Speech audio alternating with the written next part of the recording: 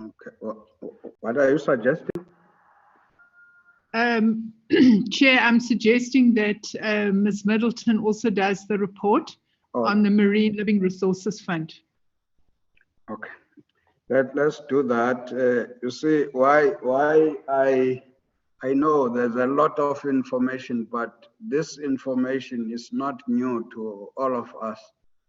We tried to produce a BRRR report, which was without the audit report. So it's not new information as such. But let's do what the minister is suggesting. I know the marine living resources, it has always been having those questions. Thanks. Thank you, Chairperson. I'm just waiting. There we go. Buyiswa, can you put it on slideshow? Thanks. All right, so honourable members, I think we have, as the Fisheries Branch, previously done a presentation on the Marine Living Resources Fund. But just to summarise, the Fisheries Branch is Programme 9 under the National Department of Environment, Forestry and Fisheries, but we also operate a Schedule 3A public entity known as the Marine Living Resources Fund, or the MLRF.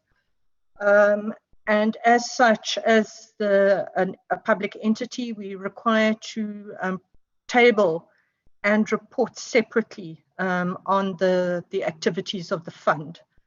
So the first slide is the purpose of the fund, or the mandate of the fund, and indeed the Fisheries Branch, is to promote the development and sustainable use of South Africa's fisheries and aquaculture sectors. And the MLRF covers the operational costs of the Fisheries Branch, which consists of 6 sub-directorates, and we generate own revenue through levies, licenses, and fees. Whereas the salaries of staff are paid by the National Department, we support our own operations. I won't go into all the detail there, but there's the Aquaculture and Economic Development Program, Monitoring, Control and Surveillance, Fisheries Research and Development, Fisheries Operations Support, which manages the fund itself, and then basically the Office of the Financial Office, or the Office of the CFO. Next slide. I won't go into this slide. This just outlines the strategic objectives that we had under the former department of DEFF. So if we can skip that. Then in terms of performance highlights, fisheries continue to support the growth and development of the aquaculture sector through support to 14 aquaculture projects under Operation Phakisa, Oceans Economy. And we conducted ongoing research, including the completion of research on aquatic health disease, preventative measures, and drivers of deoxygenation and acidification on aquaculture in the West Coast. A report was compiled on the stock status of West Coast rock lobster, and scientific recommendations on catch limits to achieve a recovery target was completed. We also continued our efforts to reduce illegal harvesting of fish resources through a number of compliance and enforcement measures, joint operations with other partners, and investigations into transgressions. All total allowable catch and total allowable effort recommendations for South Africa's main fish resources were finalized. A research report on, we've already mentioned that, on West Coast rock lobster impacts of climate change was completed. The stock status report was updated, and we received, as the MLRF, an improved audit outcome. Next slide. Challenges. As reported under the previous report, we were not able to implement the Aquaculture Development Act because the bill was withdrawn in June 2018 for consideration by the 6th administration and further consultations. The allocation of fishing rights in the Western Cape has not taken place. We were not able to increase the number of FTEs under the Working for Fisheries program because of a loss of capacity in this program, which has had to be rebuilt from scratch. And we have continued to experience capacity constraints in most of our components due to a moratorium on the filling of vacant positions in DEFF. And budget cuts and declining income from own revenue have resulted in some cash flow problems at certain times during the year. Next slide. As previously reported, that is our progress. Next slide. I'm going to skip all of those slides because we've already reported under the previous section. So if we can go to, Buiswa, this is the wrong presentation. But if, and at this point, let me apologize, members, the financial slides that are included in the presentation are actually Q3 reports, not the annual audit findings. But if I can give an overview of the audit findings for the 2019-20 financial year, we received an improved audit outcome from a disclaimed audit to a qualification. And the areas of the qualification relate to assets, and particularly property, plant and equipment, inventory, and disclosure of receivables. And according to the AG, the contributing factors to this qualification were the high vacancy rate and instability in leadership, particularly in the office of the CFO, but also at a DDG level. And as management, together with the new department, we will continue to put measures in place to improve the audit outcome, and particularly controls and governance issues. Thank you very one last highlights in terms of the annual financial statements. We, as the Marine Living Resources Fund, had an improved income from exchange transactions to 77 million in this past financial year versus 58 million in the 2019 financial year. Confiscated stock sales have resumed. Contract management has improved. It was a previous audit finding. Irregular and wasteful expenditure, previous audit finding, that was improved and managed. The financial control environment has improved. Cash flow has improved, and the number of creditors have been reduced. Lows, as pointed out by the AG, is that we had a deficit in the current financial year due to cuts in vessel operating costs. The Africana, which is our main research vessel, is very old and is past her useful life. The amount of corrections, as the AG pointed out, that had to be made to the annual financial statements were high. And we have unspent funds in the Working for Fisheries program, which will have to be returned to National Treasury. Thank you very much. Thank you. Is that all, Minister? Honorable Minister? I think it's all, Chair. Let me just check with the former acting DG.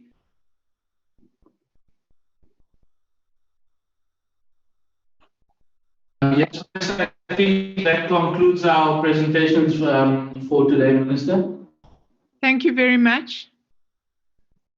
Okay, thank you very much, Honorable Minister. As I was trying to explain to members, this information, especially the annual performance plan, is not new. Though we combined the 4 quarters of the year trying to produce the BRRR, so it's information that we have had before. But this does not, what was new was the audit outcomes and the financial statements as well. Can we now allow honorable members to ask questions? I'm still trying to check my participants. Yes, I can see 3 hands. I don't know whether it's the old. I was first. Is that your Honorable Paulson, you are number 1? Mine is Honorable the Phillips. What are you saying with your hand? Mine is the only black hand.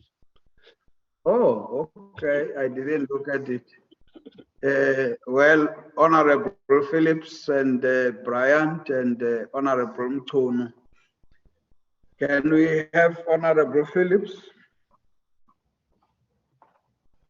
Thank you very much, Chair. I've actually just got one question. In one of the reports, there, our attention was drawn to the fact that there have been burglaries and thefts from some of the monitoring stations. I would just like to know, have cases been opened at SAPS for those burglaries and thefts? Thank you so much. Honorable Bryant.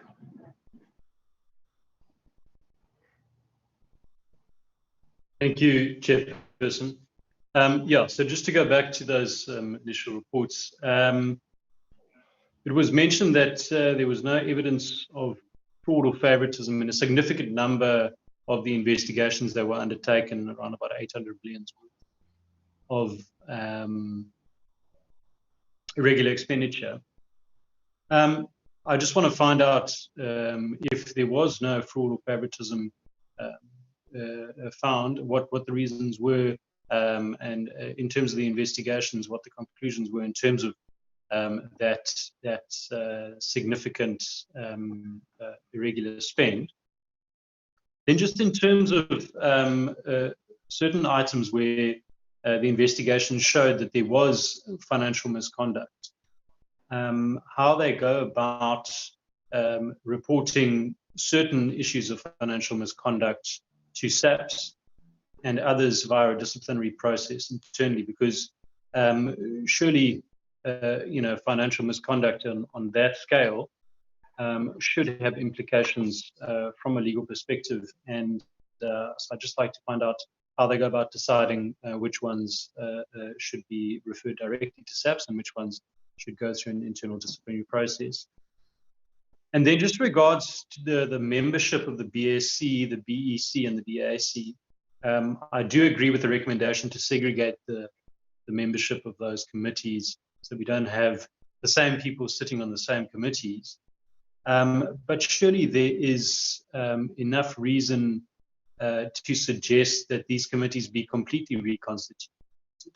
If one looks at the fact that there were so many irregularities that occurred on fundamental issues, and many processes that actually should have been stopped at the outset due to non-compliance continued, it appears, through these committees. So, I would like to make the recommendation that the department look at potentially completely reconstituting these committees with new members to start afresh.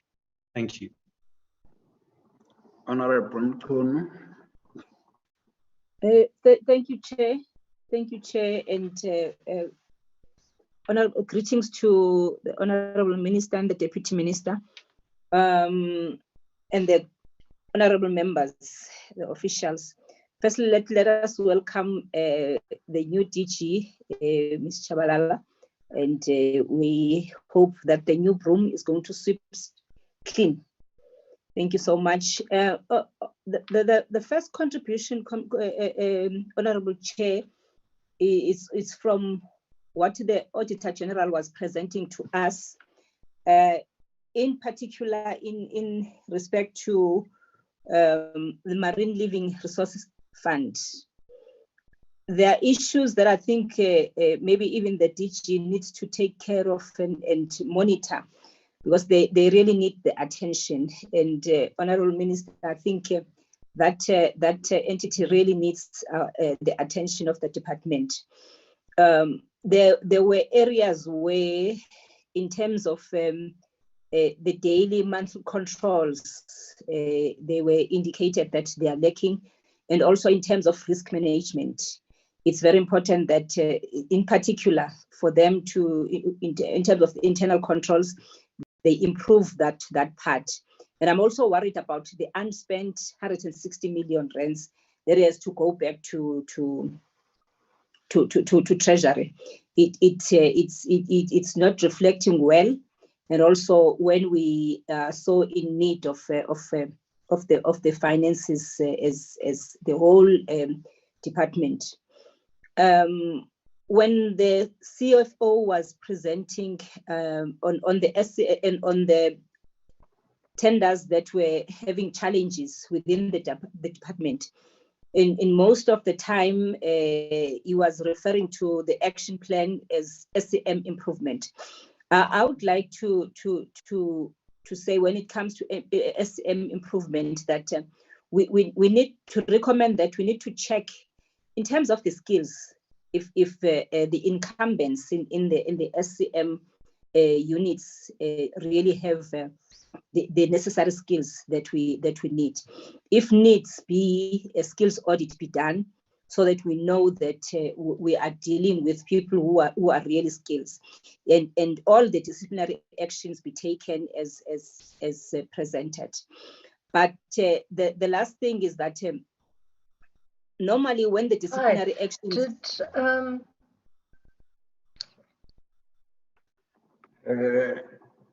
is there a problem? There's no problem. It's Sue Middleton who might be. My apologies, Chair. I've muted. Okay. My last point is that under normal circumstances, we've noticed that whenever the officials undergo a disciplinary action, they will resign. I would like to recommend that whoever resigns during the processes of the disciplinary action, before the finalization of that disciplinary process, and also before the finalization of the court cases that